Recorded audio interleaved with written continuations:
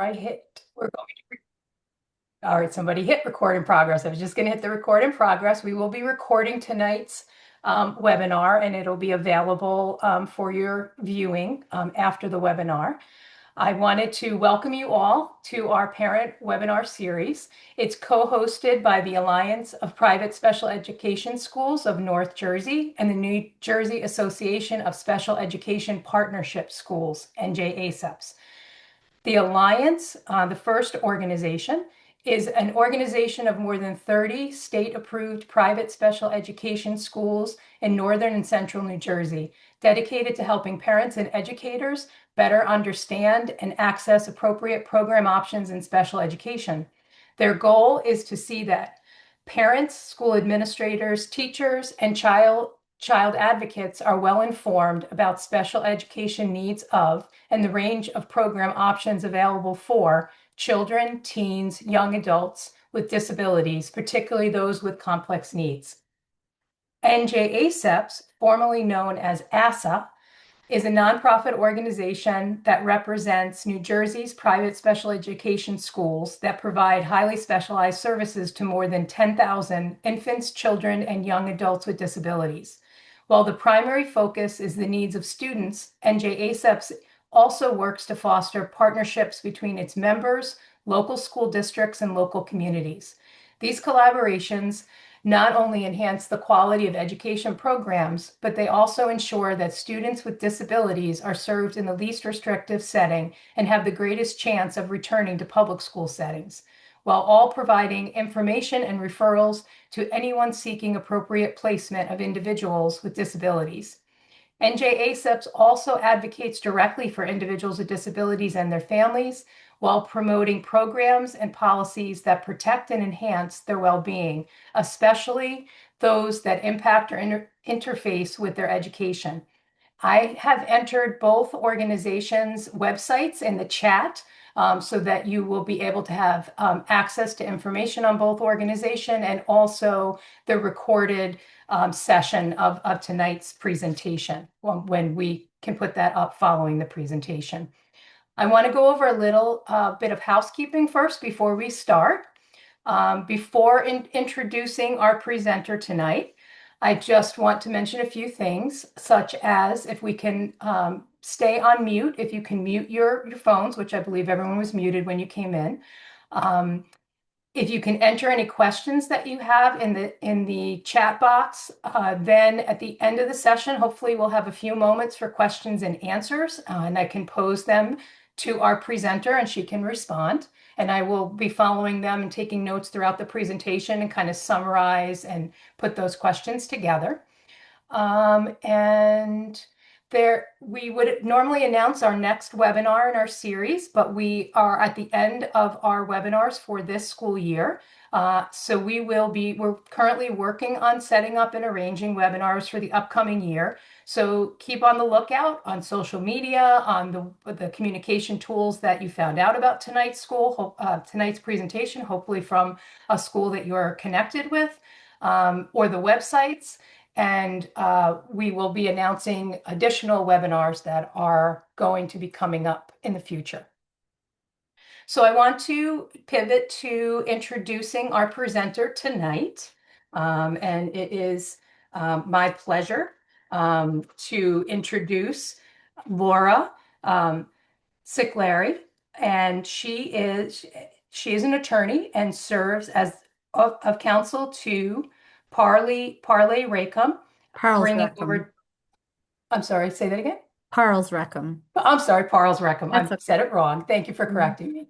Let me, she brings 20 years of education experience in education law, both at the K through 12 and higher education levels. Her practice centers on representing students and families in special education and general education matters, guardianship matters, as well as disciplinary and higher education proceedings across the country. In the K through 12 area, Laura has represented countless students in special education, due process hearings, IEP eligibility, and placement disputes, Section 504 accommodation matters, and disciplinary matters. She has had extensive experience handling issues of harassment, intimidation, and bullying, as well as high school sports issues involving New Jersey State Interscholastic Athletic Association. Laura's practice also includes higher education advocacy, where she represents students in the Code of Conduct and Code of Conduct proceedings, Title 9 investigations, and disciplinary hearings at colleges and universities nationwide.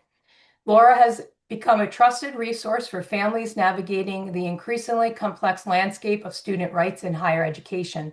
She has a deep experience and understanding of mental health and addictions law issues, particularly as they relate to minors and students having served on various, particularly as they relate to minors and students. Having served on various boards for over a decade in these spaces has translated that experience into student advocacy work. A frequent writer and lecturer on education law topics, Laura has published extensively in the New Jersey Lawyer magazine and has presented to parents and professional groups on special education and student rights. She is known for her practical, compassionate, and solutions-oriented approach, helping families achieve results that preserve both educational access and student well-being. Thank you very, very much, Laura, for joining us tonight, and I will turn the presentation over to you. Thank you very much, Anne. That was a very thorough review of my bio.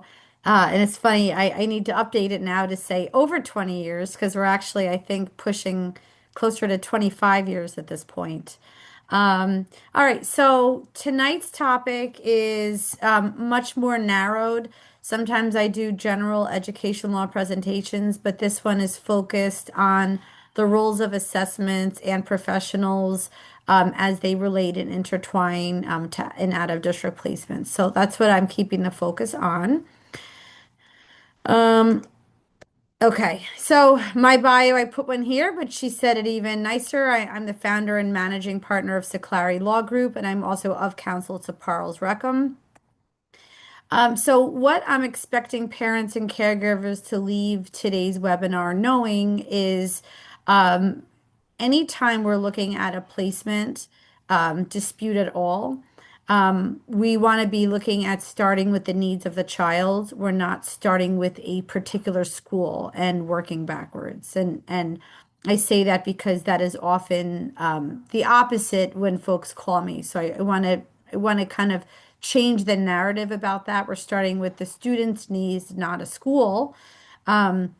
Assessments answer placement questions. So that's the overarching role of assessments, and we'll get into that more deeper. The IEP ultimately drives the placement because what's in the IEP in terms of student need is going to drive what placement is appropriate for that student. And then also help come up with kind of just a general idea of a 30-day action plan around building a timeline for evaluations and all those things.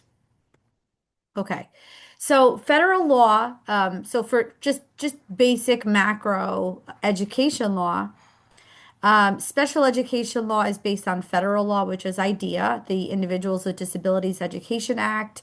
And then New Jersey has a very, very robust set of both statutes and administrative code regulations. So what I did is where there is a specific New Jersey code provision, you'll see in some of my slides that I slipped them in so you have a reference point. But just know that anything we're talking about tonight has backup in both federal law and New Jersey companion law. Okay, so when we're looking at placements in general, federal and New Jersey law require schools and families to answer really four critical questions about placements. In the end, what does the child need? Or I should say, in the end and in the beginning, it all revolves around what the child needs, which relates down to the comprehensive assessments that districts do and which parents rely on. And then when those assessments are not comprehensive, sometimes parents end up getting their own assessments, and we'll talk about that too. What services are required? Because the services are often going to dictate whether the needs can be met in an in-district placement or not. and what setting can deliver those services in the least restrictive environment. LRE is a major consideration and factor when determining what placement is appropriate for child when a district can't meet the student's needs in the general education environment. And then placement is a means to give the child what they need. It's not the goal. So again, that brings me back to the goal here isn't how do we build a case for a particular school? It's how do we assess what the child needs and then determine what schools in district or out are going to be meeting that child's needs. So the placement is the means, it's not the goal. Okay. New Jersey rules that matter. This slide, I would say, is probably one of the most important slides of this whole presentation. And I did, again, I tried hard to link very specific administrative code provisions. So when you're looking to determine if your child is going to need an out of district placement, there's a lot that goes on behind the scenes before we get to the point of, let's say, asking for an out of district placement or unilaterally placing in an out of district placement. And we'll talk about both. And it all starts with written requests for copies of your child's file, written requests for evaluations, both ones that the district might ordinarily do, like educational, social, and so psychological, as well as maybe some more uncommon ones when it seems like the child has not been assessed in all areas of their need. It's very important to establish a very clear paper trail to protect your child's rights under the law. Because if you can't demonstrate that you have made written requests for certain information or certain evaluations, then unfortunately it's harder to prove that a district fell short in those areas. So, ways that might happen where you have trouble establishing a paper trail might be when you have a phone call with a case manager or when you have an in-person IEP meeting. All of those places might be times when you are making a request for evaluations or for records. And it is very, very important to know that you need to be following those up always with a written request. Even if it's just to say, hey, just following up on the call that we had today or on the IEP meeting today, here's what I requested in writing. And then now you have a contemporaneous memorialization of an otherwise verbal request that you made. School districts have a 90-day timeline from when consent is given for the district to complete evaluations in order to then reconvene the IEP team to review findings.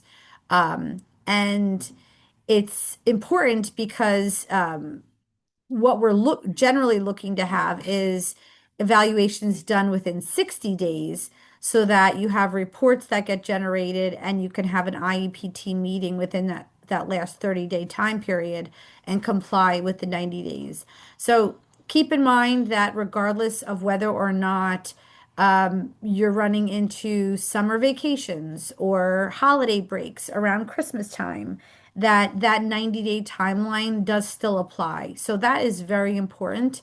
If you're thinking, the year's winding down, I'm unhappy with my child's progress, I'm going to make a request for evaluations, either independent or maybe reevaluations. Just know that that 90-day timeline exists to protect you and to keep things moving forward to make sure that they're done timely. 10 days is kind of the magic number of when I always recommend that parents request either copies of any reports that are going to be reviewed at a meeting, or if there's going to be something proposed, that they get some prior written notice of whatever data or information is going to inform some kind of a change either in placement or in services. I always like to enforce the 10 days where possible. Sometimes it happens where reports just aren't finished 10 days in advance, and it is in your best interest to keep a meeting scheduled anyway. And at that point, I would just establish in writing that you didn't get reports within the 10 days, so you weren't afforded enough time to review, and you're going to take extra time to review, let's say after a meeting. But just know that that law exists to give you that time. A very hotly contested issue is the observation of placements. And I would say the hotly contested part is the in-district observation of placements. Just know that as much as I would say school district attorneys will sometimes, or even school district personnel themselves, will tell parents they don't have the right necessarily to observe a placement. Just know that when you're being asked to agree to a new placement, you do have the right to observe that. And that may be an out of district program, or it just may be a new program within the school district, or it could be an out of district program proposed by your school district. But either way, you have the right to observe it yourself. As well as you have the right to have whoever is an expert or an evaluator that you've retained to help make recommendations about placement or about your child's needs. You have the right to ask that they be able to evaluate and observe as well. Keep in mind that the district primarily, with some exceptions, a district stays responsible even when a child is placed in an out of district placement. I would say the exception might be if the agreement is that the district pays for it or reimburses the parent, but the child is essentially the district is washing his hands of any further responsibility to the child during the life of that agreement, and that the parents are waiving any claim of FAPE not being provided or appropriate services. Then you have a contractual waiver that you entered into, but without something like that in place, then the school district always stays responsible for a child who lives in its district when it's of educational age to make sure that that child is getting educated. Okay. So, when to question a current setting or placement when it comes to whether your child is making meaningful educational progress? Number one on the list, of course, is you're not seeing meaningful progress. And this is one of the reasons why, for example, if we were doing a seminar on just on the IEPs and measurable goals, this is the whole reason why we're looking for appropriate goals in an IEP that are measurable, because you have to be able to demonstrate meaningful progress. And if there is no way to demonstrate meaningful progress, because the IEP goals are either non-existent or are vague or inadequate, or let's say there's one goal in speech language area and it's an easily attainable goal, and the child meets that goal. The district might say, look, they met the goal. They're making meaningful educational progress. And you're like, wait a second, that was, very easy. That doesn't mean that my child is making the gains that you would expect a child to make across an entire school year.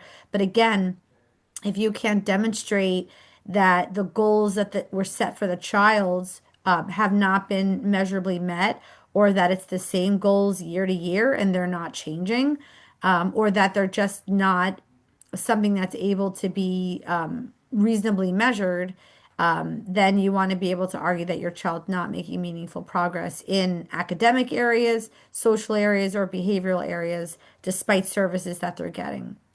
Another reason to question a current placement is if your child has behavioral issues and they persist despite behavioral interventions that get put in place. For example, a BCBA observes and enters into a behavioral intervention plan where there are certain behaviors, and this is how the school is agreeing they're going to be addressed.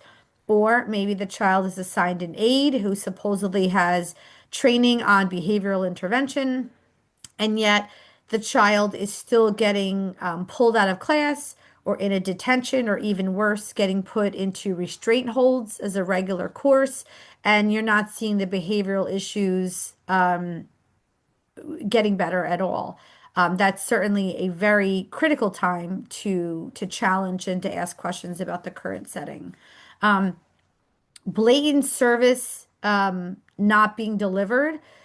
It's very sad to say, but in our current, I would say, economy and our job market, there are many, many districts where positions are going unfilled, where there's budget cuts and there's either positions that have been cut where more staff members are taking larger caseloads, or where the district would love to hire somebody and they're not getting qualified candidates to take those roles. But for whatever the reason, that services that are in your child's IEP or accommodations or supports are not being delivered. And by the way, lack of resources in a district is not a legally justifiable basis for services not to be delivered. You can't say our speech therapist went out on maternity leave and we haven't filled the position. The district would be required to contract with a third party in order to fulfill that IEP, because that IEP is a contractual document that the district is obligated to deliver on whatever the personnel needs are that occurred, and however much extra money the district has to outlay to ensure that that IEP document is being fully implemented. That's another critical warning sign. Um, a program mismatch. For example, I was talking to somebody today on a phone whose child is having very, very difficult behaviors in the general education classroom, to the point where the child is getting restrained regularly. And the district has proposed a new IEP, but instead of proposing supports that are, I would say, tailored to the student's behavioral needs, what they're proposing is that the child be removed to the resource room for half of the school day.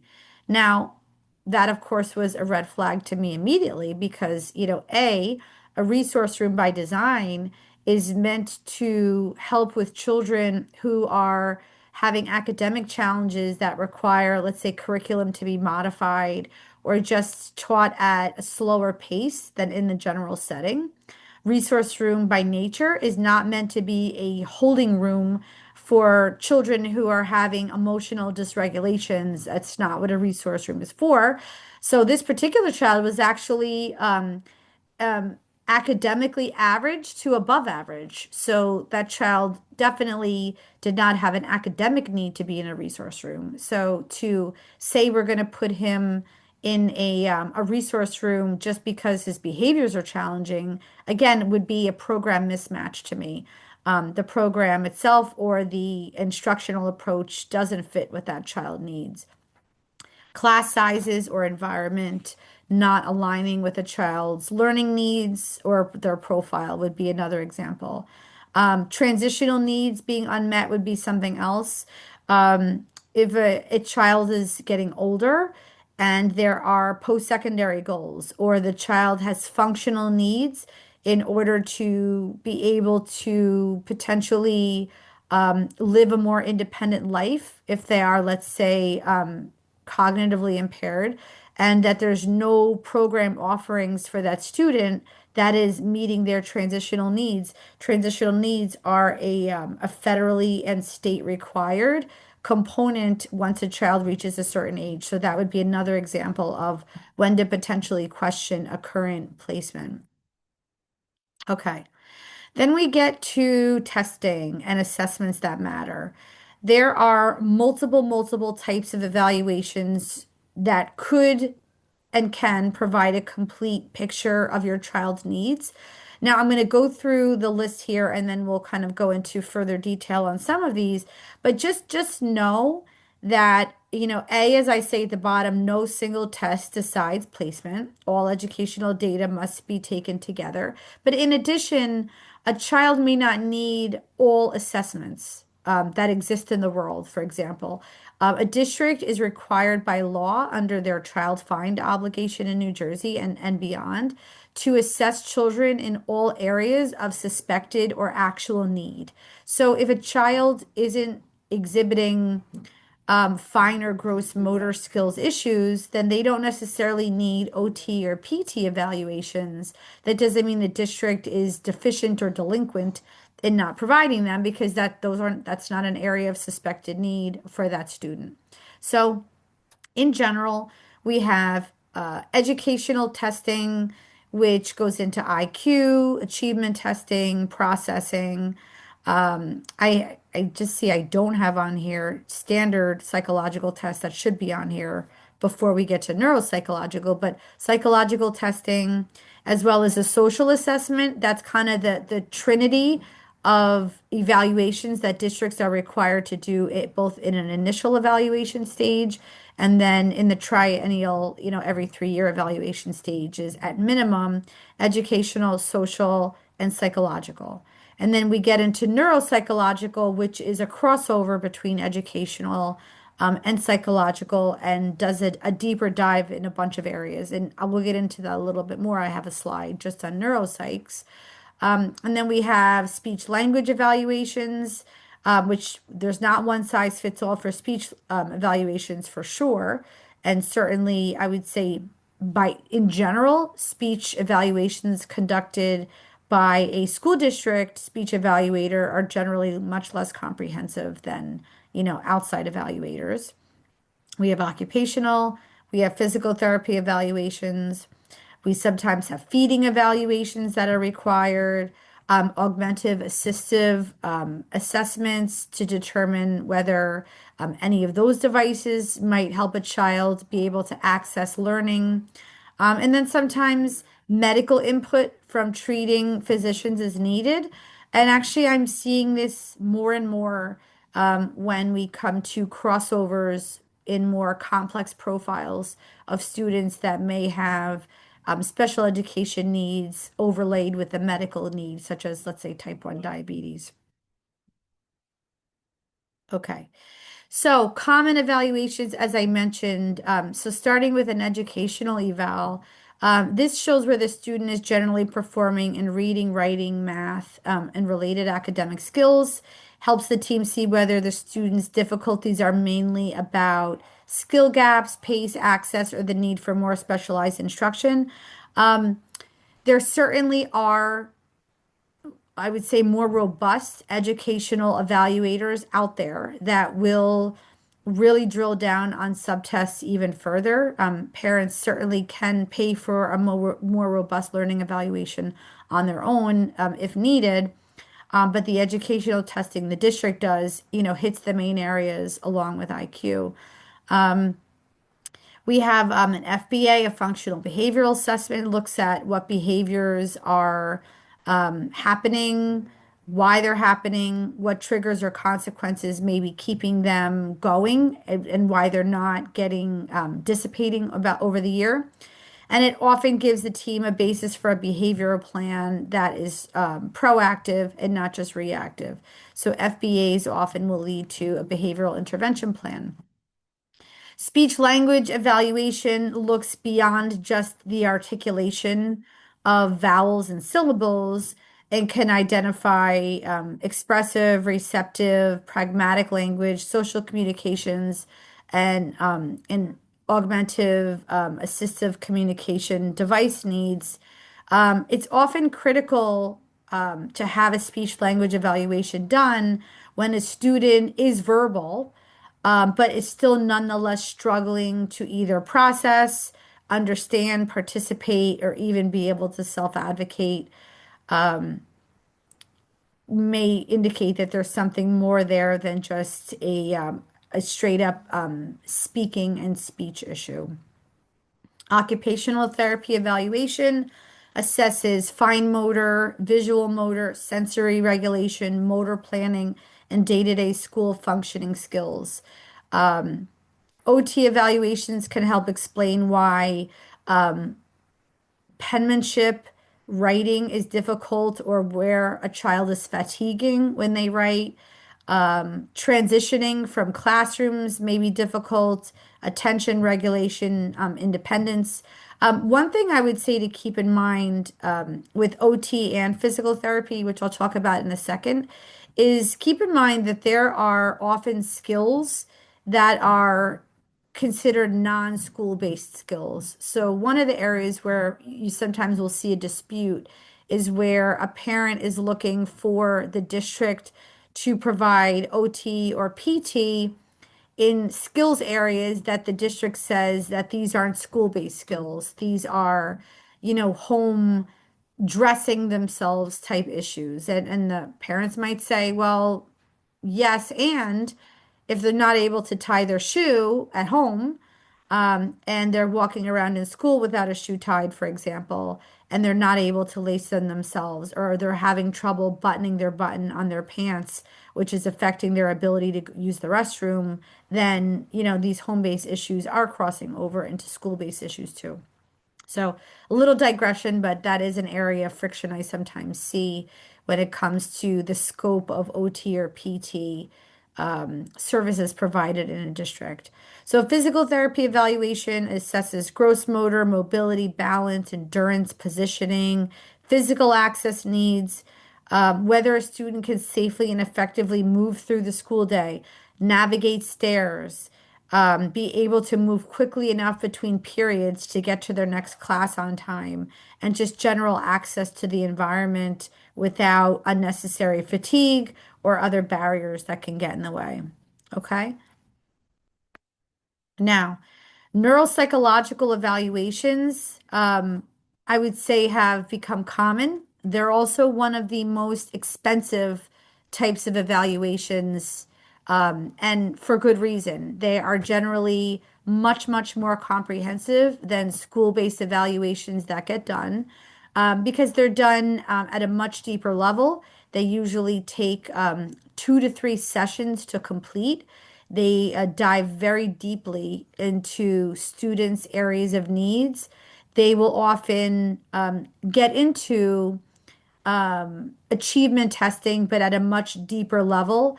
They will often go by the needs of the child and then add in additional subtests to drill down on certain areas more.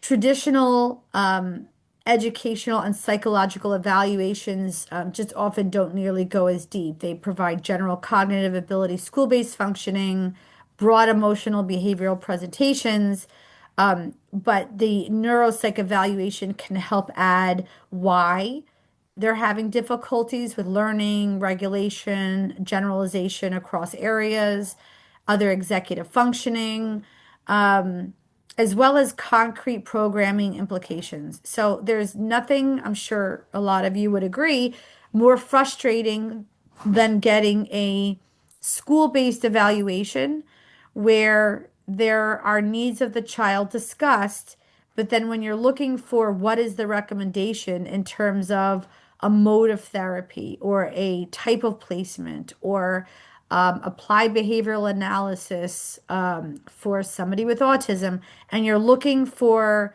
program implications and recommendations and you're not seeing it, oftentimes a neuropsychological evaluation, if it's done privately by the parents, will bridge that gap between the student's needs and what the recommendation is. And that's why neuropsychologists are very commonly appearing as experts in due process matters. Now, that's not to say for a family that, cannot afford a neuropsychological evaluation, it's not to say that the only way to access one is if a parent pays privately. I would say that's the more common one, but I certainly am successful frequently in districts agreeing to pay for a neuropsychological evaluation at their expense when they believe that it will provide valuable information for both parties in trying to resolve what a student needs. Just know, though, that I would say that the advocacy that you sometimes see coming out of a neuropsych evaluation when they've been hired as an expert for a parent is not the same as a neuropsychological evaluation a district is paying for, which tends to not necessarily advocate one way or the other in terms of whether the district's placement is or isn't appropriate. It will just give recommendations of the type of programming and the type of placement that is good for that child and what the child needs. And then it kind of leaves it to you to make the inference of whether the district program is or is not providing what that neuropsychologist recommends. Bottom line is a neuropsychological evaluation does not replace school testing. The school still does their triennial evaluations, but it certainly can explain an uneven or confusing or even just a complex learning profile. Students who have dyslexia or they've been diagnosed and they're just not making the reading gains that that you want them to be making and they're getting further behind. Sometimes the neuropsychological evaluation can really drill down on what type of reading programming that child specifically needs in order to get them to where they need to be. Okay. So, process tools as we're putting together the process for looking for an out of district placement, requesting reevaluations. As I mentioned before, asking for updated evaluations when your child's needs change or current data is outdated is very important. Districts must evaluate every 3 years, but if there is a basis to request evaluations be getting done sooner, then you have the right to do that. The law states that districts must do them no later than every 3 years. That doesn't mean that they can't do them sooner. Um, if you disagree with an evaluation that the district's done, you can request an independent educational evaluation at district expense to obtain an outside professional opinion. IEEs, as they're known, are very, very, very powerful tools. They are often contentious and they are often a triggering point that might get a district and parent into due process. And the reason for that is that the law requires a district to do one of two things when a parent requests an independent evaluation at district expense. They can either A, agree and say, okay, we'll get one done. Let's go through a list of providers and let's choose one. Or B, they can say, we don't agree about doing an independent evaluation and we are going to file for due process. There is one of those two options is the only two options the district is mandated to do. And they have 20 days to do it. So if you put in writing a request for an independent evaluation of school district expense within 20 days, you're either going to get an okay, let's pick somebody, or a due process filing. 20 days is their limit for when they need to either file for due process or agree.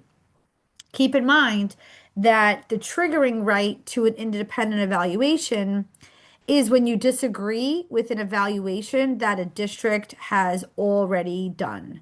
So, for example, if you request an independent evaluation in, let's say, occupational therapy, and the district says, well, we've never actually done one, so we're going to take the opportunity to do one first ourselves. They have the right to do that. And when they do their own evaluation, they choose the evaluator. It's how it works. They have the right to do that. But then after they get that occupational therapy evaluation done, if you feel like there was bias or it was incomplete or it just inadequate, you can then renew your right again and say, okay, you did the OT evaluation. We think it's crap. We think it doesn't help us in any way. Now we're looking for an OT evaluation at school district expense. And then the district at that point either says, okay, and you get a say in choosing that independent evaluator, or they have to file for due process. Now, let's say the district agrees to an independent evaluation. This ends up being another friction point too, because oftentimes a district will seek to require that you choose an OT evaluator, or not just OT, but any independent evaluator from their approved list. And what districts will often do is have a list of evaluators who they have used before or who they already have and we call it like a contract, but not a contract that they're an employee of the district, but just that, hey, if you contract with us to do your OT evaluation, we commit to getting it done within 30 days and we'll charge you $750 for that evaluation. So, when possible, districts always like to choose somebody from one of their approved lists because they've seen their evaluations before, they know they can get them done timely, and they know that it's a cost that they find affordable. That doesn't mean you, as the parent, are always obligated to choose somebody from that list. But what I do tell parents, though, is don't just knock the district's lists just because you're suspicious that they must be colluding with the district or they must be a piece of garbage evaluations, because I do not always find that to be the case. Oftentimes, these evaluators are chosen actually for the opposite reason, because districts find that they do a quality evaluation at an affordable price. But again, you're not obligated. So I say, let's at least look at who they're suggesting. Sometimes I will jump on my parent attorneys network and say, hey, has anyone used, John Smith before for OT evaluations? What do you think of the quality of their reports? Or like, oh, that's a hired gun in the district. Yeah, you don't want to use them. There's information I get, but I always at least look at the district's list first and say, is there somebody on here that we like the credentials of? We think they would do a quality evaluation and we're willing to agree to them, because that will, I would say, eliminate a lot of delay and back and forth friction over disagreeing over an evaluator. Sometimes where it gets harder, I would say, is if a district has agreed to a neuropsychological evaluation, we're talking a pricey evaluation. At the low end, I've seen 4 to 5 thousand. The high end, it could be as high as 9,000. And somehow the district always finds the most inexpensive neuropsychological evaluator and says, please choose this one. This is who we work with. And it's like $3,500. And you say, no, I don't want to use this person. But everyone you're coming up with is like $7,000. And they say, well, that's like an astronomical price.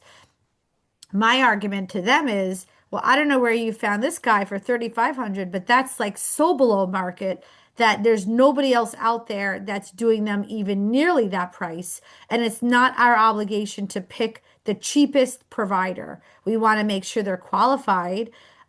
Because, by the way, I very recently had a dispute with a district where some evaluators they were offering. I looked them up and they're not neuropsychologists. You can't just call yourself a neuropsychologist. There is advanced training that's required in order to be a neuropsychologist, because there's brain-based testing that they do that somebody who's a certified school psychologist, for example, really isn't qualified to do. And people shouldn't be calling themselves neuropsychologists or representing that they could do neuropsychological evaluations unless they appropriately can do that and have had that training. So when push comes to shove and you ask to see someone's credentials, oftentimes you figure out why the price is so inexpensive is because they're not actually a neuropsychologist. So that's my digression on that issue.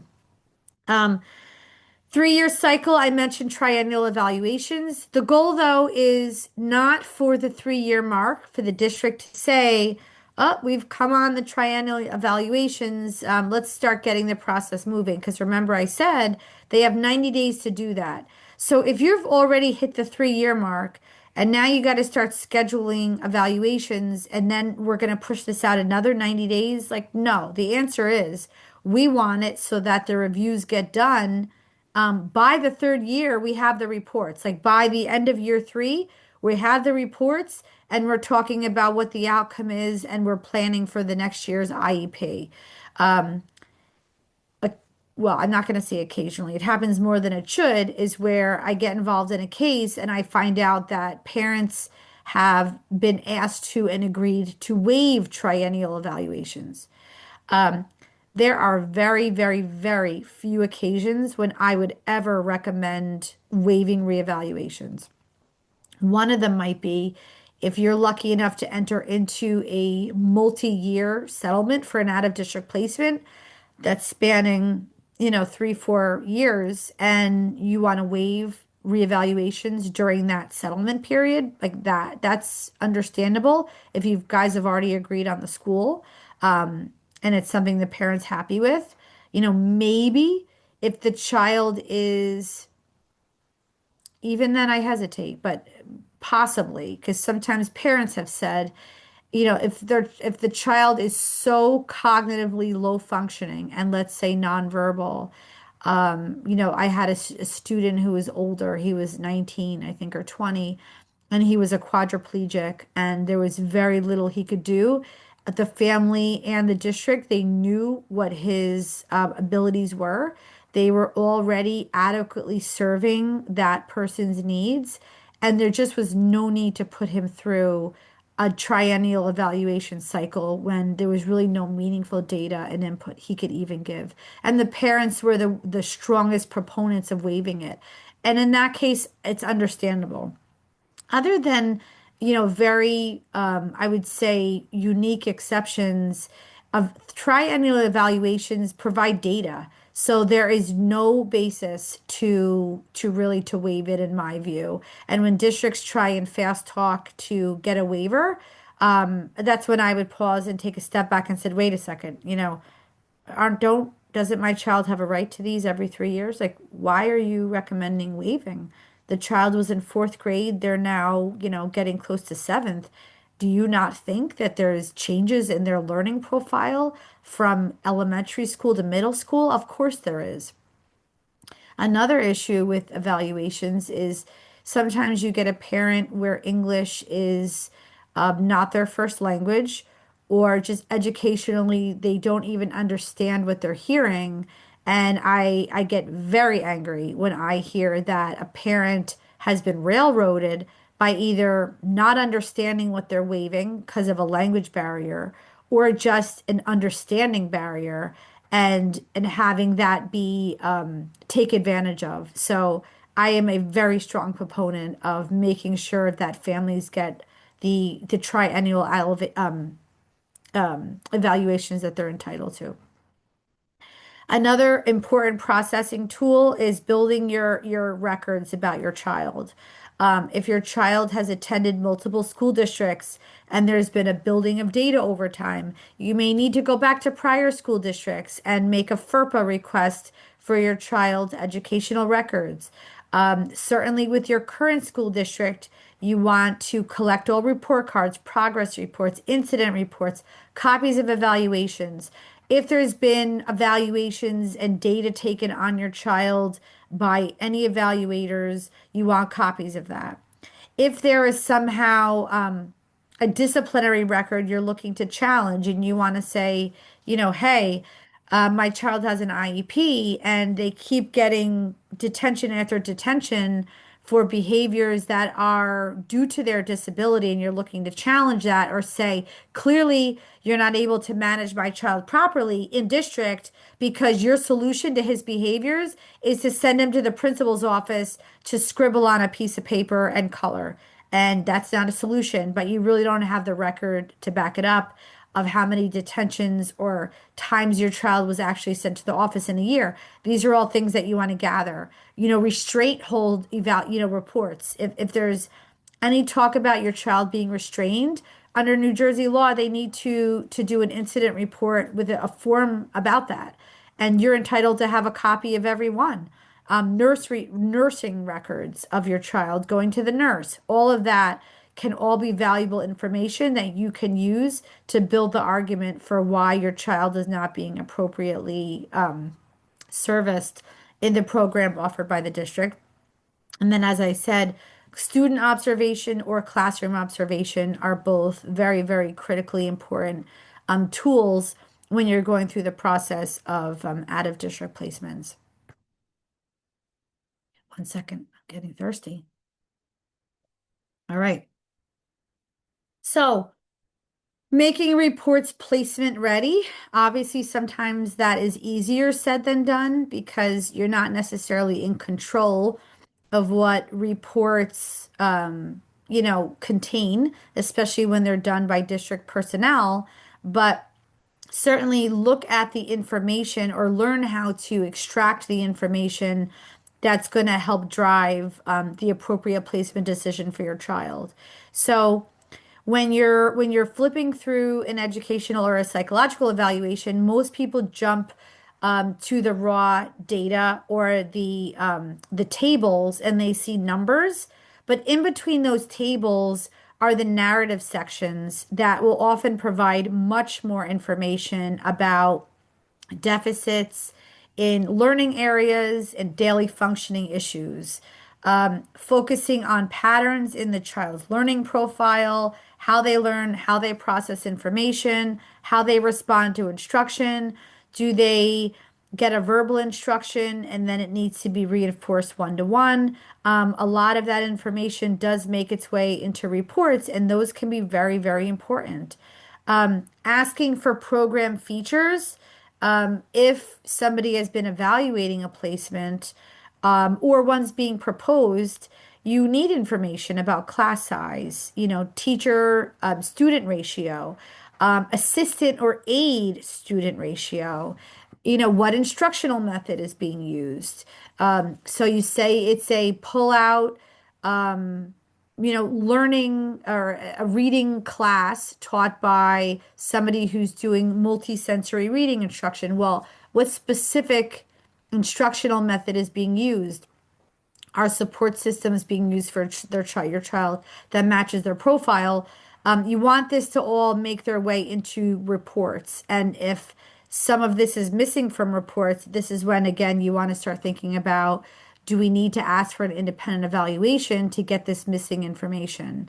And you want to make sure that evaluation findings are able to be converted into assessments and recommendations on accommodations, modifications, and services. Because again, it's very, very difficult to extrapolate from what the child needs in a, I would say, a broad sense into how that's translated to what programming related services or other programming needs are being offered for the child. So we want to make sure that at the end of the day, reports are able to be understood and can translate into something actionable. So I'm a big proponent of making sure recommendation sections are fully built out with concrete accommodations, modifications, types of instructional methods, etc.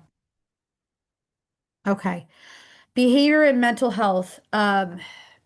Unfortunately, I would say over the past 5 years, the number of cases that I have handled that involve some level of school anxiety, school refusal related to mental health conditions has risen exponentially. In addition, dysregulation and other behavioral issues have also become much more prevalent.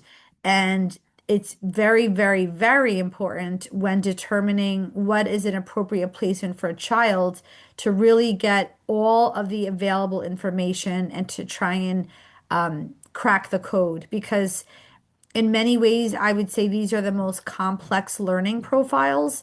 And it's not enough to say, well, they have ADHD and they get dysregulated when this happens, because you're like, well, that doesn't always explain why it's happening in some places but not others. Like there's more to the story there. So I push very hard for data on behaviors. So challenging behaviors to me always communicate unmet needs or misunderstood frustrations that, the behaviors have a root cause in something.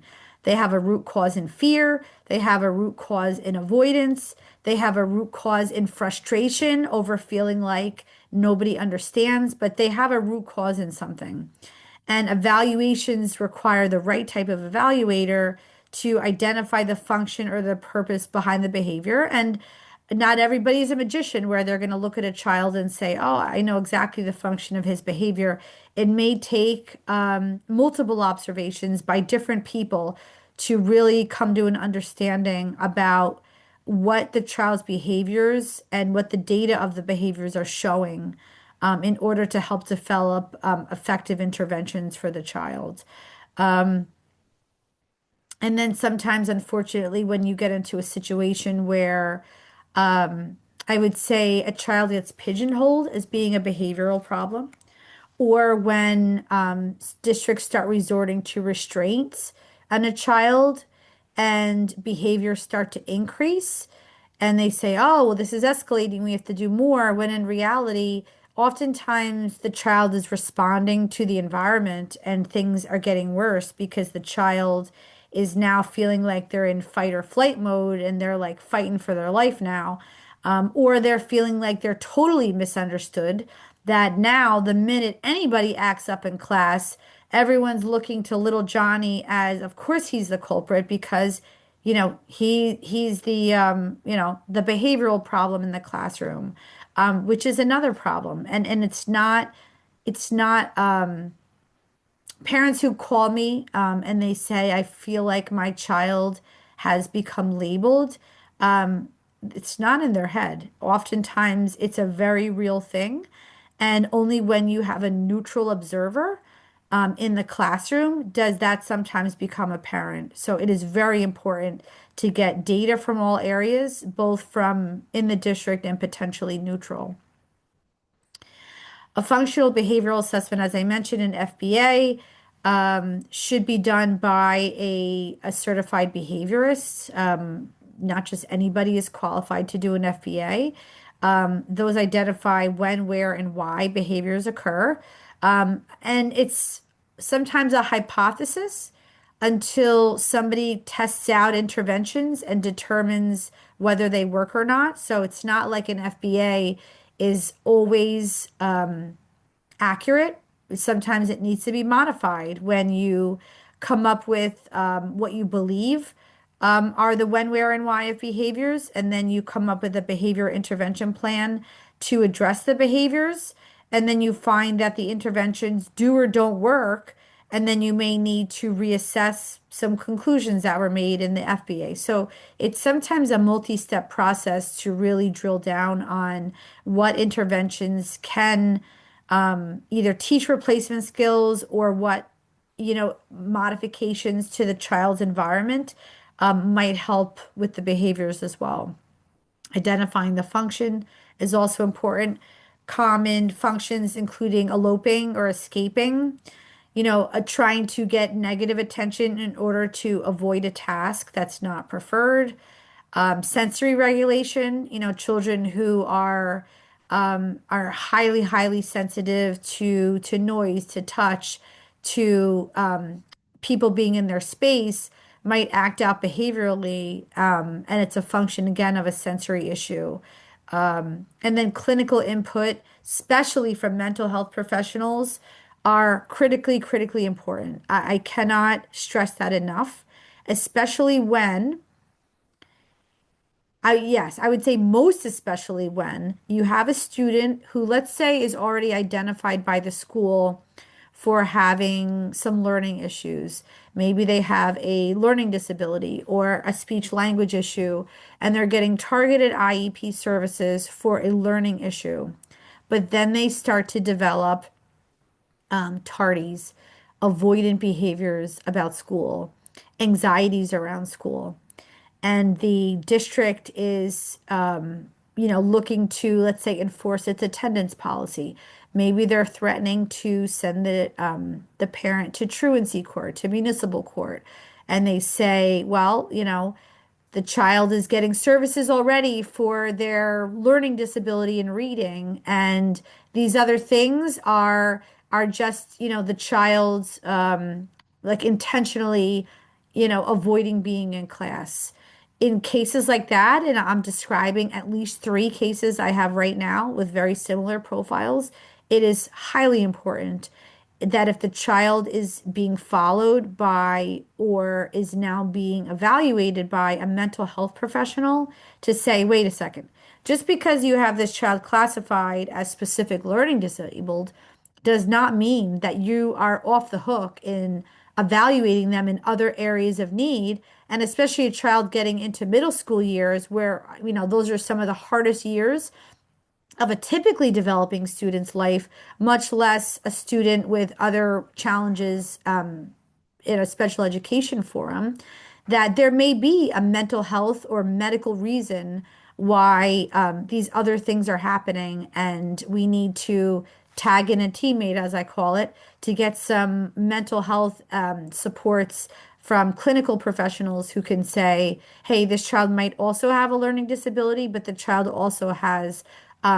clinical depression or anxiety, and this is now affecting their ability to attend school or escape mechanisms, and we need to address that as well. It's becoming very, very common, unfortunately. Okay. Um, Also, when we're looking to assess both why a district program might be inappropriate as well as potential appropriate out of district placements, we need to look at the totality of the child's school day and how they're accessing education during the school day. And I say that just so that things don't slip through the cracks. Communication access, augmentative and alternative communication devices, interpreters, speech support, can be very, very critical for a child. And it's completely inappropriate for an accommodation for, let's say, an interpreter or an augmentative device to be available for only certain subjects, but not other subjects where the child equally needs it. But for whatever reason, they decided that resources were going to be allocated to only providing these devices in, let's say, the core academic areas, but not their specials. That is oftentimes not meeting the child's needs across the day. Sensory breaks, adaptive equipment, assistive technology, environmental modifications. Again, these need to be looked at, because again, we are looking at what the child needs in terms of the special education umbrella under IDEA within their IEP. But don't forget that our general federal disability laws require that children have access and accommodations in order to access education the way a non-disabled student does. And that means across the whole day. It doesn't mean that, gym class is less important. So if the child needs adaptive equipment, that they're not going to get it in gym and they're just going to sit out in gym. Like, well, no. Has anybody attempted to integrate this child into gym by giving them the supports that they need and see if they can access the gym class? No? Well, you need to. You need to. Staff. It's also very important to, and this is for staffs, for district staff too. It's not always their fault when they don't understand how to work with a child, when they're not even sometimes told, sometimes they're not shown the IEP. They're not told what the student needs. If training has been given to certain staff members, maybe the specials teachers have been overlooked, and they need training also on working with communication devices or implementing strategies in their classrooms too, because it's not fair if, the other, let's say, core academic subject teachers have gotten extensive training on this child, but then every day when he goes into art class, he's dysregulating, and the poor art teacher has no idea what to do because nobody ever took the time to give that art teacher the same level of attention and training that they're entitled to and how to help this child as well. And then again, full day functioning matters. IEP teams need to make sure that your child is able to manage during the day, the whole day, with the supports that they need. I can't tell you how angry I get when a parent calls me and says that by 1 o'clock, their child really is like on sensory overload and they are dysregulating, and the school's solution is to have the parent shorten the day and pick their kid up every day at 1 o'clock. Okay? Tell me that that is not a violation of their rights under the law. It is. A parent isn't required to pick up their child early every day because it's easier for the school to have that child out of there by a certain time. Full day functioning is what a student is entitled to. And if the school can't meet that student's needs for the full day that everybody else is going, then you need to look at alternate placements that can. Okay. And then again, as I mentioned briefly earlier, we can't ignore transitions for older students because transition planning is both included in federal and state law, and it also becomes critical for students who may not have traditional careers and maybe looking more for vocational skills training, training in order to access community services and independence. And decisions about placement need to be driven by a student's adult outcomes and what they need to succeed after school ends. Not everybody is college bound. And students who have other transitional needs, they have the right to have them met too. Okay, so we're going to start pivoting over to, we talked about the assessment side and what are tools we can use in school. And now we're going to talk about professionals and different things like that. So, all the professionals that play a role in a placement decision are all here on this slide. And I put them all because if you end up going to due process or in a placement dispute with a district, the people who will be testifying and who will be playing some role in the ultimate decision about placement are all of these people, starting with school staff, right? School staff are the folks that will make up the district's team of experts. It is very rare that a school district will ever hire an outside expert to testify at a due process hearing. They typically use their own staff. So, what services are those staff members able to provide and not provide? And what information do they have and can shed light on about your child or not? Clinicians, I separate out clinicians by evaluators. Sometimes they're one and the same, but clinicians are typically the folks that are doing the actual therapies, that are maybe doing an evaluation, let's say a psychological or psychiatric, and diagnosing the child with something. Evaluators sometimes can be clinicians, but also can be folks that are doing behavioral observations. They are assessing a child's needs in other ways. They are doing the educational testing, so they're not diagnosing necessarily, but they are looking to see what learning needs the child has. And then you have your advocates and your attorneys, which we'll talk a little bit more about advocate versus attorney on another slide. But, those folks are there to help you be guided on what your rights are and whether what the school is telling you matches up with what the law actually says. And then in the end, we also have the experts, the people that are truly the ones with knowledge in their field that are the gold standard on what type of need your child has, how it can be met, and then answering the overarching question is what placement or placements would best fit your child. Okay. When you're looking for professionals to be doing outside evaluations, as I mentioned, independent evaluations can make a very critical difference.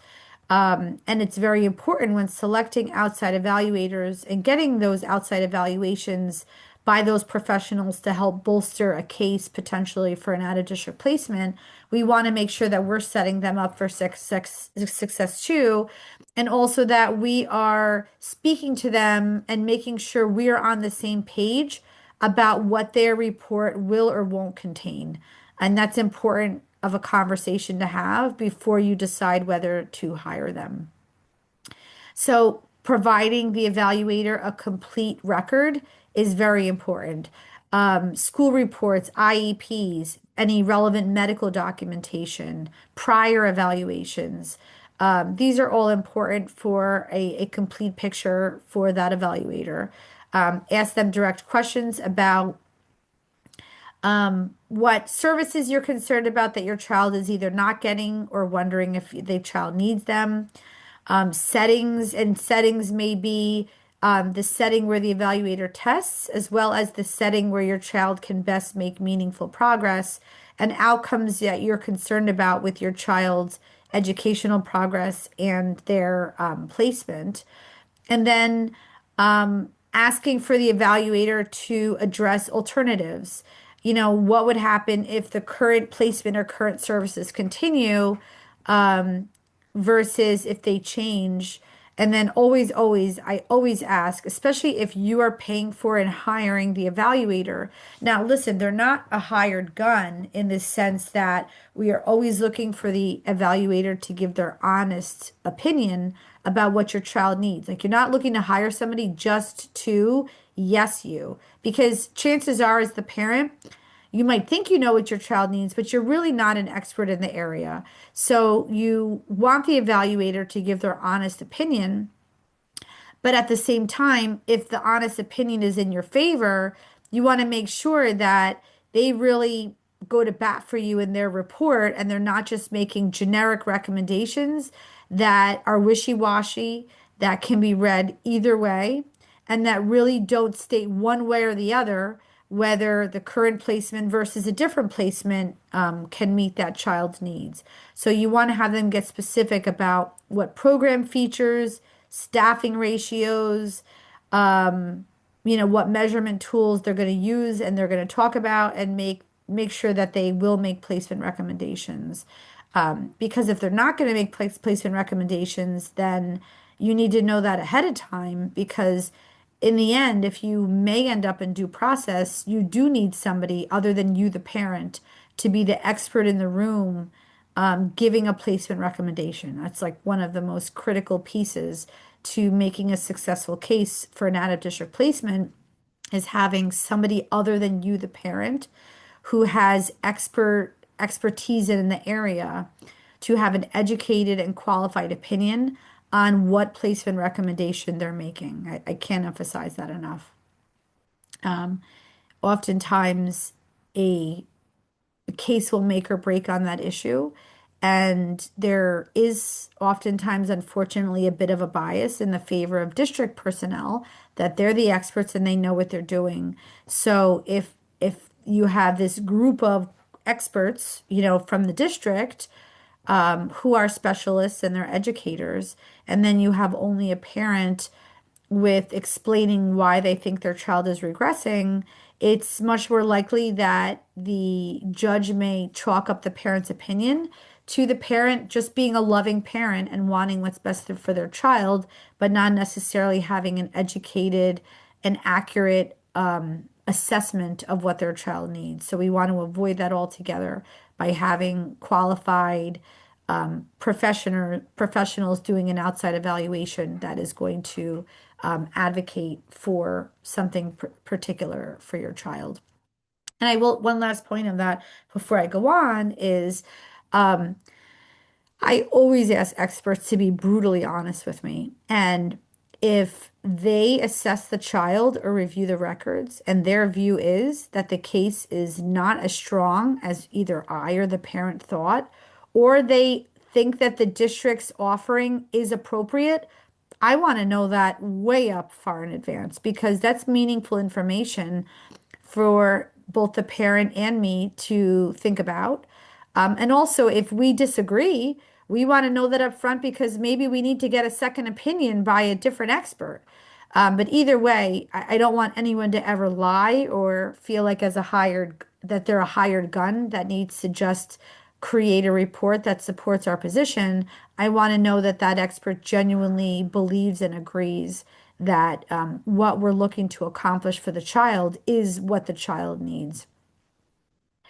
When to use legal and expert help. We have advocates and we have attorneys. I think that both play a role. Advocates are obviously non-attorneys, so they're not able to practice law. But sometimes advocates, and I would say some of the best advocates that I know, used to be educators and took their knowledge of working in school districts and brought that expertise into an advocacy role.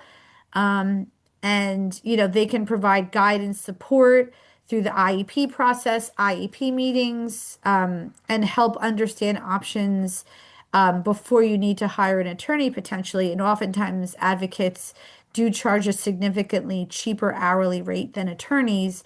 So it's a good starting point in order to have a second voice and a second set of hands, so to speak, in navigating what your child needs. Attorneys are for sure there for legal strategy. And if you get to the point of filing for mediation and due process, you really need an attorney at that point. There are some ethics opinions now in New Jersey about how far an advocate can potentially take a case once it's filed for due process. And there is some guidance out there that if advocates aren't charging for due process, that they could potentially represent parent. But as far as I'm concerned, that sh that to me, an advocate has taken the case too far if they're going at that point, because either the parent is going to act pro se and just maybe get some advocacy behind the scenes, but somebody being front and center in arguing motions and writing motions, that really needs to be an attorney at that point. Certainly when you get to the formal dispute resolution process. And experts, as I mentioned, are there to explain what your child needs. And most importantly, when it comes to an out-of-district placement, why a specific either placement or type of placement fits your child's needs. And we definitely need that expert to provide testimony about program appropriateness and outcomes. As I mentioned in the very beginning, the placement should follow the IEP, not vice versa. So we're never starting with, oh, I really like this school. Let's tailor an IEP to fit this program. With all due respect, that really isn't in your child's best interest. The proper sequence ensures the right fit for your child. We're looking first to identify the needs through the evaluations, academic, social, behavioral, transitional needs, develop the IEP through expertise, make sure that the IEP has the measurable goals and determine services needed. And then, depending on what those needs are, the setting where that should take place should become more apparent when you have that built out IEP. Now, I'm not naive. I've been doing this almost 25 years. I know that that's not often the order of operations for things, but that is the gold standard for how it should be done if an IEP and placement are being thoughtfully considered. I wanted to just briefly mention least restrictive environment here, because least restrictive environment always, always, always becomes a factor, at least one of the arguments of the school districts when we're talking about out of district placements. So LRE means maximizing inclusion to the maximum extent appropriate. And appropriate is really the magic word here, because there's oftentimes that a private school where, everybody in the school looks and feels like that student, so that they don't in any way feel different or pigeonholed in a certain classroom. You know, a district might argue that's more restrictive because it's a private school.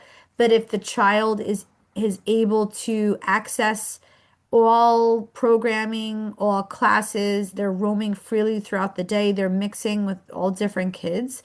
I will argue that all day long that is less restrictive than a child being in an in-district program in a self-contained classroom all day in the same class. I will argue that any day of the week. But when we're looking at the pendulum of least restrictive environment, we always start with general education and inclusion in general education. That's always the starting point. Can the child's needs be met in the general education classroom with some type of inclusion services provided, whether it's a push-in service by, a reading or a math person? Is there maybe an aide in the classroom who's there? Is it a team approach where there's a gen ed and regular ed, gen ed and special ed teacher in the same classroom? We start there. And then we look into pulling the child out if that setting can't meet needs. And maybe we only pull the child out for one class or two. And then a more restrictive option from that, maybe resource for a couple of classes. If the child's needs are very, very focused in the speech language area where they really need those specialized supports, maybe a speech language classroom is appropriate, but they're accessing the rest of the gen ed population for other specials. I've also had cases though where a district tried too hard to include a, let's say, a socially maladaptive student or a student who had significant social needs and tried to force interactions with that student and general education students in gym, in lunch, in recess. And the net result was that the child was terrified of being in those environments and didn't want to access the gen ed population. He wanted to be with his people who he was comfortable with and didn't appreciate what the district was trying to do. And in that case, sometimes least restrictive environment, what looks good on paper in practice is actually not what meets the child's needs and can result in ostracism, bullying, and other issues. So, you know, being included with general education peers is not always the be all and end all for every child. Considering harm, would placement cause regression? Um, let's say you have a student with high functioning autism and they are put in a classroom with other students with autism that are primarily nonverbal. And this student, just because they have a label or a diagnosis of autism, really doesn't belong with that population because maybe they're exhibiting behaviors that this student isn't. Maybe this student is really now not getting appropriate education because the entire class is being educated at a slower pace to meet the needs of the lowest functioning kids in the class. Are we now harming and causing regression for the highest functioning child in that class? Possibly, probably. And then certainly we're maximizing inclusion with effectiveness. And again, what is appropriate for a particular child. When comparing programs, and these could be comparing multiple out of district programs versus an in district program or two in district programs, could be a gen ed class, could be a speech, a speech language class, could be that compared with an out of district placement that parents heard was good. We're always looking for observing, watching instruction in action. What type of students are in there? What practices are teachers doing? How are behavioral issues challenged? Are the children getting removed from the classroom? Are children all being engaged? Are there five kids sitting around, goofing around where only one child is getting interacted with? Compare staffing, ratios, credentials, training, in a multisensory reading classroom, what is actually the credential of the teacher who's doing it? Are they a certified reading specialist? Are they Orton Gillingham certified? Are they Wilson certified? Or are they just trained, meaning they went through a 1 day class and now, the district is touting them as, the reading specialist when they're really not? Evaluate the peers in the class. Are the classmates appropriately matched with your child? Do they have similar needs and goals? Are these your child's people, so to speak? Will they fit in socially or not? That's important. Academic needs are really only part of the equation. If a child does not fit in socially, I can tell you from experience, it can ruin the entire academic day. So, a district saying, well, yeah, they really don't have friends, and yeah, they sit alone, and yeah, they get picked on, but they're flourishing in school. Well, are they really? Like, or are we just on the verge of avoiding oh my gosh, we're almost at the end here, aren't we? I'm so sorry. Let me jump ahead. Responding, we can do it here. when a district says like everything you're asking for, we can do that here. Yeah, we can do that. I would ask who provides the services? What training do they get? What's different now versus what was offered to your child in the past? And how are we measuring success? Dispute options, as I mentioned, this is just important. Mediation, there's two ways to get mediation in New Jersey now. Filing for mediation only. You can get a free mediation with a New Jersey state mediator. If that doesn't work, you can convert to due process. And then that gives you access to a second mediation with administrative law judge. Due process, 2 year statute of limitations look back is important. And stay put, filing for due process within 15 days is important. Unilateral placements, I have to go over this quickly. I promise you, I'm willing to stay as long as people want to answer questions. When we're talking about out of district placements, I can't not talk about unilateral placements.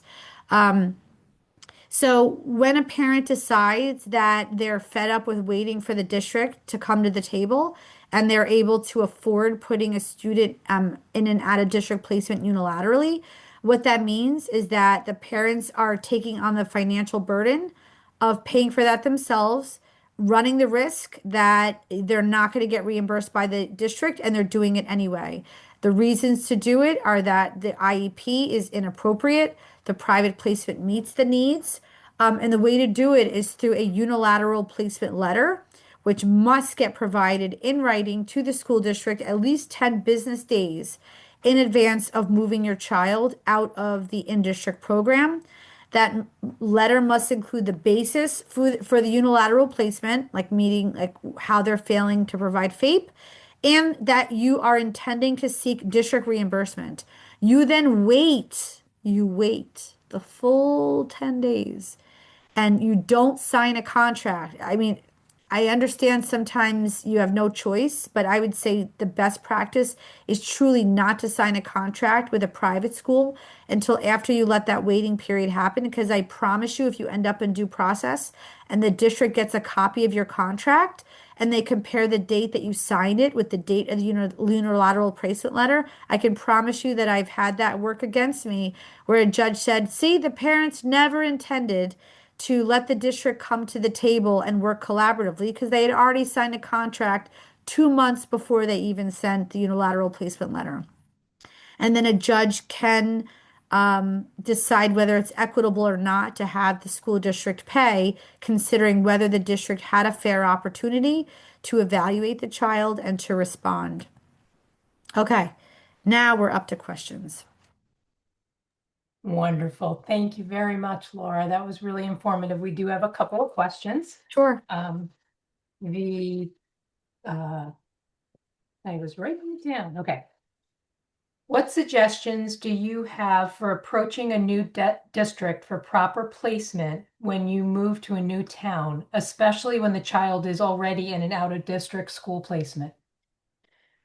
That can be tough because it's a wild card to know whether the district will take the position that they can educate your child in district. If you're happy with the out of district placement, I know you're generally hoping that they will just say, well, if the other district already assessed and agreed with this placement, we will too. That does happen sometimes, but it doesn't always happen. So I would say what is important to do is always provide the current IEP from your old district, which provides for that added district placement, because school districts do have to ensure continuity. So they at least initially are required to keep their child in the current program until they have the opportunity to write their own IEP. So during that period of when they're writing their own IEP is when you're telling them, hey, come observe my child in the program, talk to the added district teachers and find out, how my child is making meaningful progress there and try and work with them. At the end of the day, though, if they do propose bringing your child back in district, then you really only have two options. You either can keep paying for the placement yourself and file for due process, or you can try the in-district placement and give it a chance. And then, if you're seeing that there's regression or the data is going backwards, that's a strong indicator that the child should be back out of district. And I'm actually trying that very case in 2 months right now, that exact scenario of a child who is making progress out of district. The family moved, they bought a house in a different district. That district said, hey, we're bringing him back in district. The parent there couldn't afford to unilaterally place. So the child did go back in district. She saw regression. And now, 2 years later, we are in due process about to try the case. And we can argue the mom gave it a shot and her child has regressed. And that's why they need to go back out of district. So there's no easy answer, but that would be the approach I would take.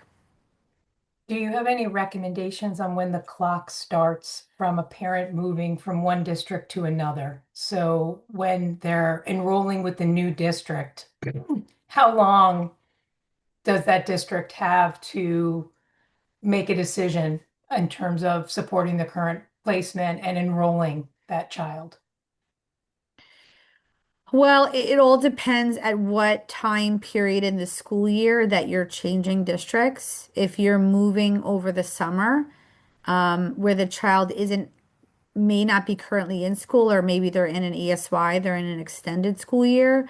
The district, again, does need to continue what's currently in place if there's something in place. But let's say the child's not in school, you're in the summer, they do have to have an IEP in place when the child starts on the first day of school. So it's either going to be the last IEP that was already in place, or it's going to be one that they quick develop themselves. But the child has to have an IEP when they're in school. So if they're starting school tomorrow, they need to have an IEP tomorrow. And legally, it needs to be the one in place if the district hasn't had a chance to prepare a new one yet or convene a meeting. When the parent enrolls that student, their child, how long does that new district have to provide the support? Well, when they enroll, again, so let's say that a parent decides to enroll for September, let's say, and they enroll in July. Mhm. They only have that month. I mean, when the child starts school, there have to be services in place. And if it's a student who's already getting serviced by an IEP, those supports have to be in place by day one.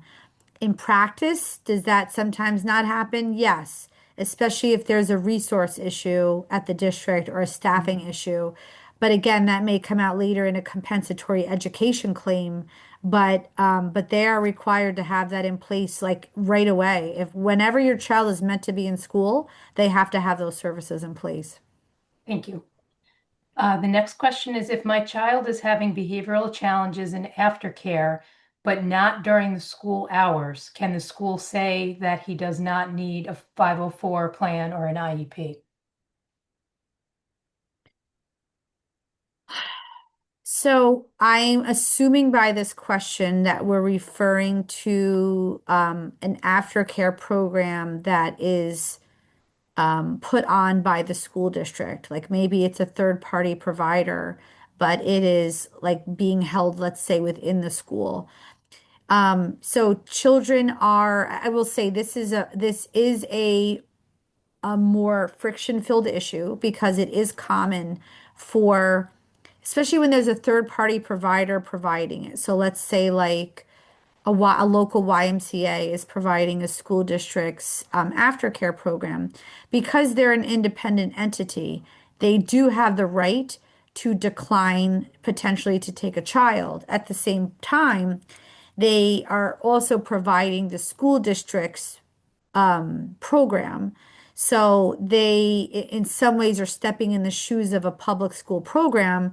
So they can't provide services or be discriminatory. So it is possible that a child may need some type of supports in the aftercare program because of how behaviors are managed in the aftercare program.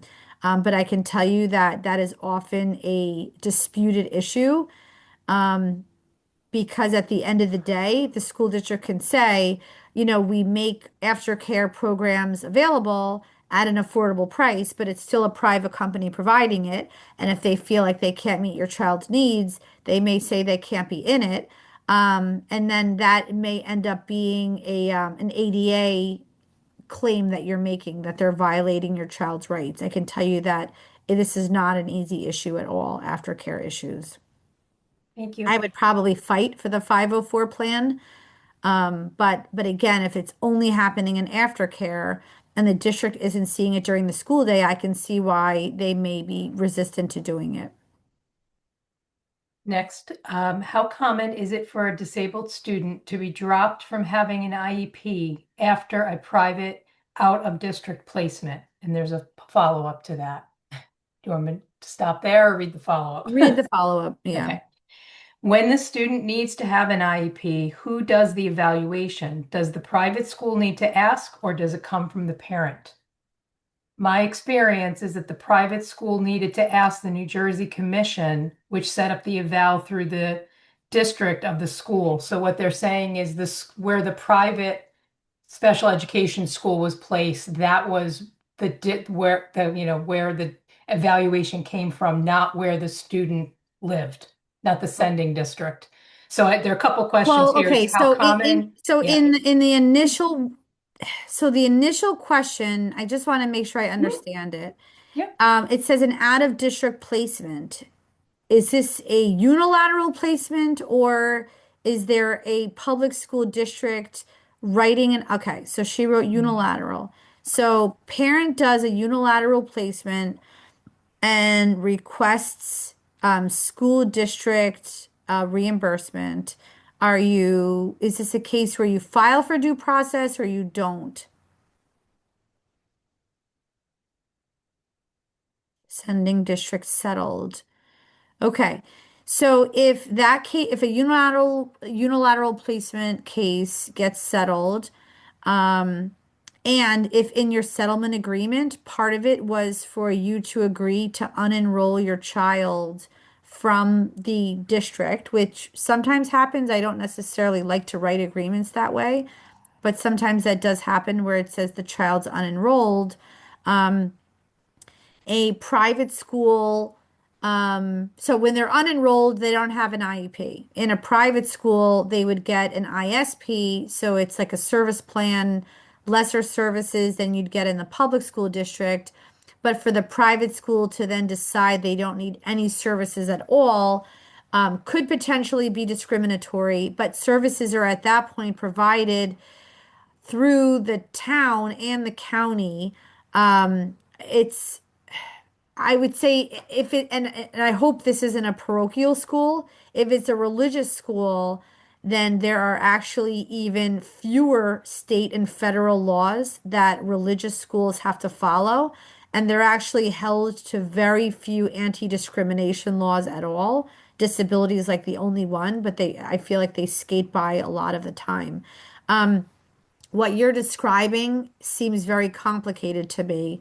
But if at the end of the so if at the end of the placement period, so let's just say you entered into an agreement with your district to pay for the unilateral placement for 3 years, and as part of the condition, you're unenrolling the child from the school district. Now, if you're going back into the public school district, you're re-enrolling them, the school would need to reevaluate again. The public school can't, I mean, whatever happened when the child was in the unilateral placement, the public school still has a record of this child being an IEP student. So unless the public school themselves declassify the student, I don't quite understand the scenario where re-enrolling them back in the public school would somehow mean that the child was a regular ed student. I don't see that happening, but maybe there's facts here I'm not understanding. Okay, we have two more questions. Do you still have time Yeah. for that? Uh-huh. Okay. My son's first assessment is coming up in April. He's 2 years old and aging out of early intervention and early enrichment. I was asked to bring all medical documents PTOT case manager speech, and I believe the social worker will be present. Should I request the report 10 days before? Yes, especially because these are really initial evaluations. So this is the first time you're fully in like the system, getting the social, the educational, and the psychological. So yes, I would always ask for those reports if possible 10 days before, because then you can review them, get your questions like figured out and ready. And then when you have the evaluation review meeting, which hopefully will result in classification and then will convert to an IEP meeting, you're kind of not left, broadsided the way you might be if they just hand you the evaluations there and you're seeing in there that your child isn't recommended for classification, like which certainly could happen, but you have the right to figure that out and see what they're going to be talking about in advance. I'm not sure if you know the answer to this one. Please explain the difference between a Naples schools placement and a state-funded out-of-district school. Okay. So New Jersey keeps a list of New Jersey state approved schools for the education of special education students. And if you were to just Google it, like New Jersey approved special education list, you will see a list that's maintained by the New Jersey Department of Education's website. So those are all the schools that are considered approved. There are some schools in New Jersey that, for whatever reason, choose not to seek New Jersey state approval, like the Craig School, like there's a bunch of them that are well known that just by choice. Fusion is one, actually. Fusion Academy has not, I mean, they're certainly accredited schools by, and accredited most of them by middle states and others, but they're not New Jersey state approved. And then you have a different category of schools, which are the parochial schools, which are Christian schools, Jewish schools, Muslim schools, and they are religious based. Those in particular would require something called a Naples placement, where you need a court order to approve that placement. And that for some districts gives them what they feel like the permission to pay for what would otherwise be an unapproved school. So that is the reason why sometimes we need to follow like a Naples Act placement for a school that is otherwise, especially it comes up most commonly with religious-based schools where districts are generally don't feel like they have the right to place or pay for without getting that court order. And one last question. Hmm. Um, this individual is supporting someone that has an asynchronous curriculum due to extreme anxiety and demand avoidance. They are being told that New Jersey will not offer that. However, they can get credit over the summer using an approved program. Do you know if it's worth pushing for this? I think it's what they need temporarily. So, well, there's a couple things here. So asynchronous meaning something like Eduseer or something like another online school that doesn't offer live, but offers like coursework on demand, I'm assuming is what you're talking about when you say asynchronous. She said, correct. Yeah. So there are definitely times when school districts are able to allow that to occur and still give the child credit, like a medical home instruction, off sometimes even when there's a school exclusion due to a severe disciplinary incident. I have seen asynchronous you know, learning be approved and paid for by the school district. So when you say this is what the student needs temporarily, I don't know how you're defining temporary, if this is like for a whole year, months, or what. But what I would say is, unless, so there's two ways about it. So there's medical home instruction, which is separate and apart from an IEP related home placement, I should say, a home program. And oftentimes schools will start to bungle up and mix and cross over whether a child is home due to a medically approved home instruction, which is and a medically approved home instruction requires, the medical support from the parent, which then has to get reviewed by the school district school physician. And then if it's approved in chunks of time, and then it has to get reapproved and reapproved. That's one possible avenue. Another is where the IEP itself provides a like a home program for a period of time. And the answer is an IEP can designate anything. I mean, like an IEP document is something that is able to break New Jersey rules to some extent in terms of attendance and all of those things. So I don't agree necessarily with what if I'm understanding the school that asynchronous is not something that can be done. It can be done depending on which mechanism is used, medical home instruction versus an IEP temporary placement. We're at the end of our questions. Thank you so much for giving us extra time. Oh, you're This was welcome. this was awesome. It was so great. Thank you very much. Thank you to all our attendees who hung in there, and everyone have a wonderful night. Great. Thank you. Have a nice night, everyone.